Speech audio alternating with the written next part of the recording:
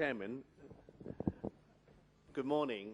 Friends of Hong Kong, I think we are all here as a family, and I'm so pleased that I met so many new friends today, but also catching up with so many old friends, including my old friend David Matheson, QC.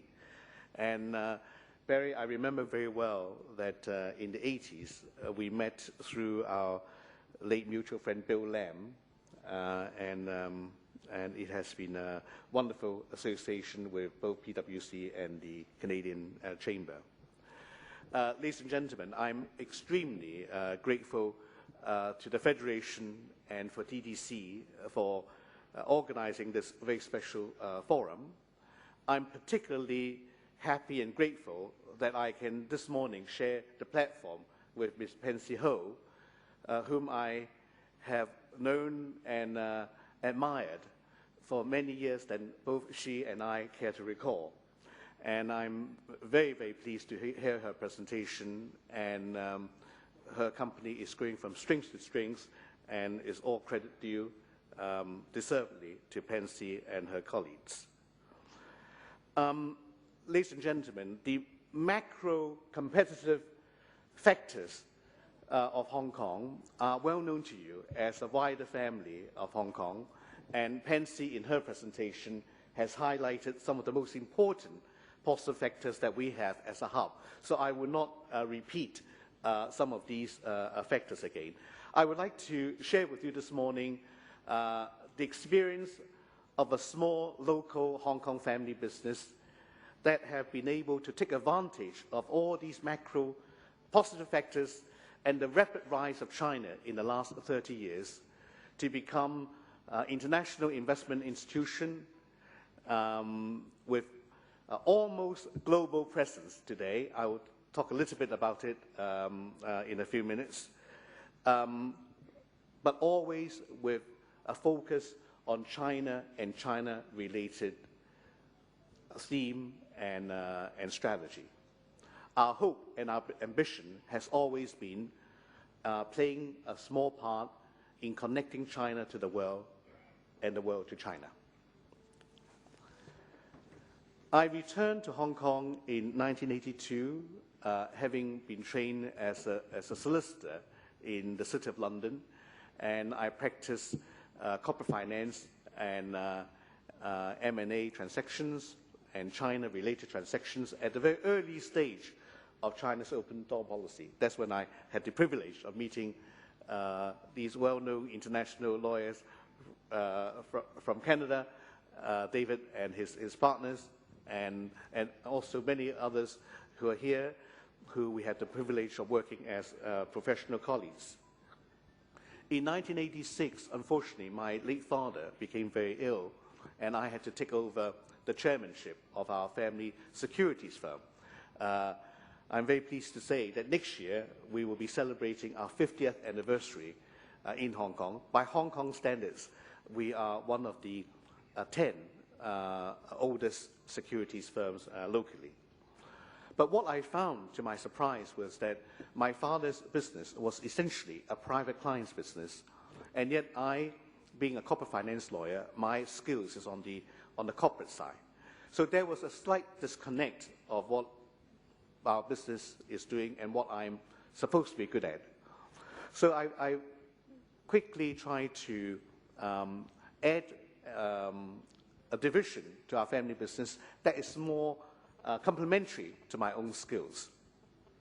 First, I invited the Guangdong government to become a minority shareholder of our company, and that was the first PRC financial institutions to take a share in the Hong Kong securities firm.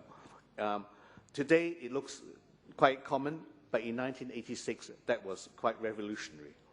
And over the years, we have trained hundreds of professionals who come through our firm here from Guangdong on a one-year training program, and thereby helping China to develop its initial pool of corporate finance and stock market expertise. In 1988, we founded a new company called First Eastern, that is the the brand that we have used ever since, to invest directly into China. And we had partners in Mitsubishi Trust and Marubeni of Japan. Our family had 65% and our Japanese partner had 35%. But unfortunately for us, a few months after we started, it came Tiananmen Square. And it was difficult at the time when Japan was imposing sanctions on China, like many parts of the world, to have Japanese partners in our consortium. So we immediately had to renegotiate to buy back our shares from our Japanese partner, which we did in 1990. And in 1990, we opened in Beijing, Nanjing, and Shanghai. We created the first joint venture investment advisory firm in China and the first joint venture capital investment firm in China. This is in the early 90s. And after 2 years of investing our own capital, we got some experience, mostly painful, but you learn very quickly. And that's after having practiced for quite a number of years as a China legal specialist. My first investments in China, with the support of the top leaders at the time, was a complete write-off. So I learned very quickly from then. And in China, you have to really move with the times because the market changed so rapidly. But we created a team, and we do have develop a good network. One has to remember that after Tiananmen Square, China was really a virgin territory in terms of international investment. So in 1992, we created a fund, the first private equity fund focusing in China. And from then, we never looked back.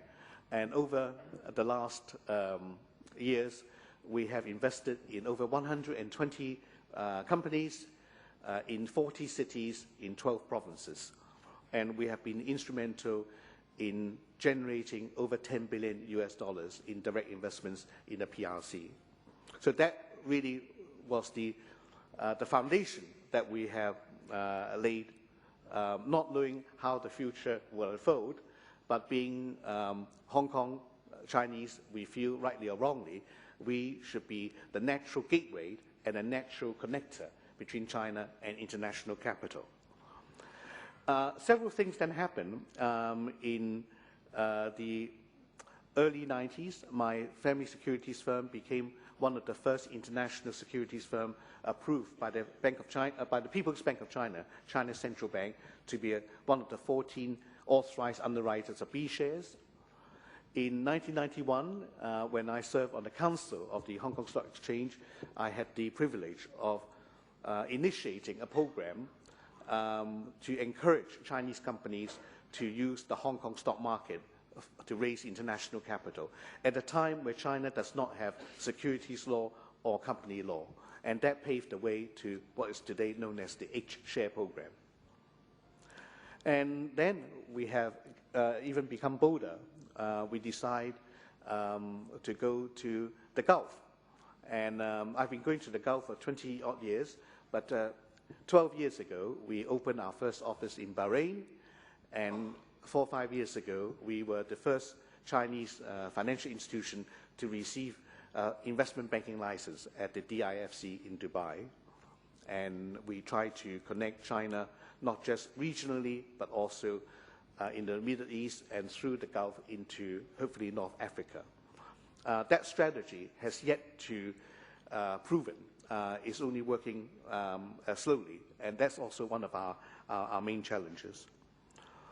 And then another first that we were able to do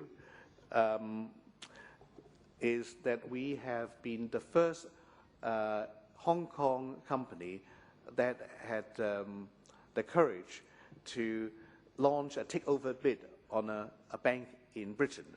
You might have heard of Northern Rock. We were part of the Richard Branson consortium to try to take over Northern Rock. We were the last preferred bidder, but at the end of the day, the UK government decided to nationalize Northern Rock, and the rest of history. But having failed to take over Northern Rock, we did not go away. The following year, we went back to the UK, and we, First Eastern, became the first Hong Kong company to take over a London FSA-regulated merchant bank with offices in London, Hong Kong, Beijing, and Shanghai, and which we have become now fully integrated with our merchant banking operation. And last August, we were again very fortunate in being the first international investment firm, private equity investment firm, that received the license from Shanghai to enable us, the local license in Shanghai. And this year, in September, we received a local license from Beijing to enable us to raise and manage RMB-denominated funds for private equity investment purposes. And this is something that we are very fortunate to be on the cutting edge of innovation. And on September 9th this year, we, in conjunction with ANA, All Nippon Airlines of Japan, have announced the launching of the first low-cost carrier in Japan. And we are the first foreign company, not just a Hong Kong company, to be able to take 33% ownership in a Japanese domestic airline. And that is the maximum foreign ownership allowed for the moment.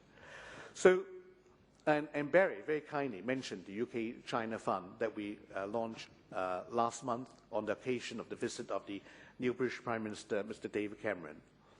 Our DNA is such that we only do buy-ins as opposed to buy-out.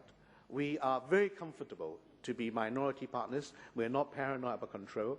Our mission is to add value, to help our major partner to succeed, whatever methodology or route that may take. It may be introducing just capital, but more likely than not, it will include enhanced financial and management input, international technology distribution, and bring in the right professional expertise, or help them to raise capital regionally and internationally.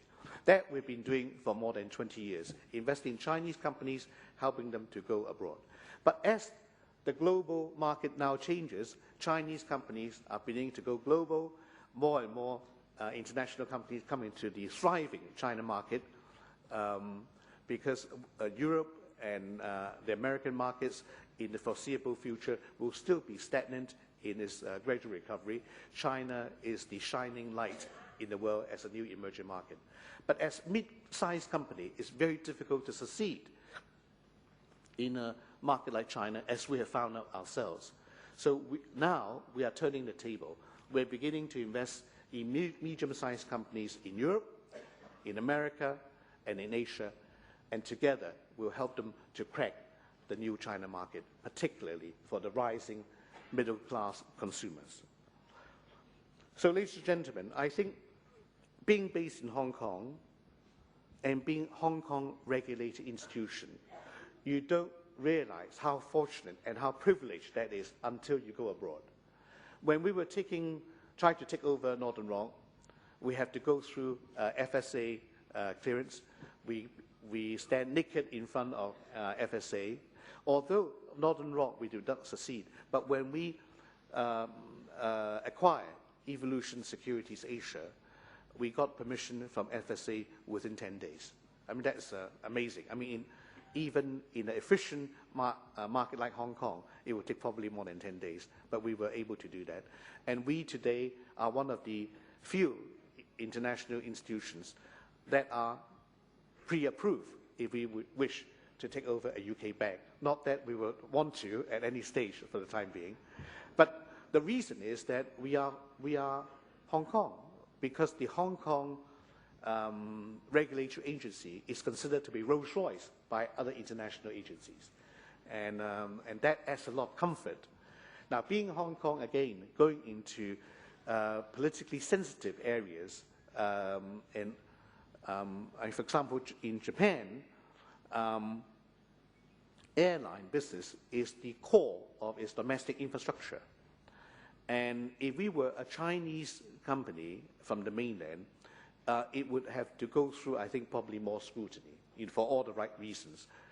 But being a Hong Kong company, again, I think our colleagues in Japan feel very comfortable because they know Hong Kong, they know that we are transparent, and we are regulated in the same benchmark standards that they're used to. But we also have to adapt to change and always have to be innovative and, if possible, at the cutting edge of that innovation. And that is Hong Kong's own DNA. Hong Kong has no natural resources but our people, but our willingness to change, to adopt to change, to be culturally diversified.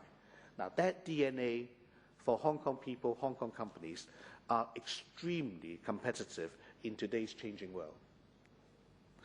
And finally, as China continue to hum away, and in the relative chaotic global markets, China is still, despite all the challenges of inflation or the possibility of some asset bubble, China is still a pillar of stability in this region and probably in the global market.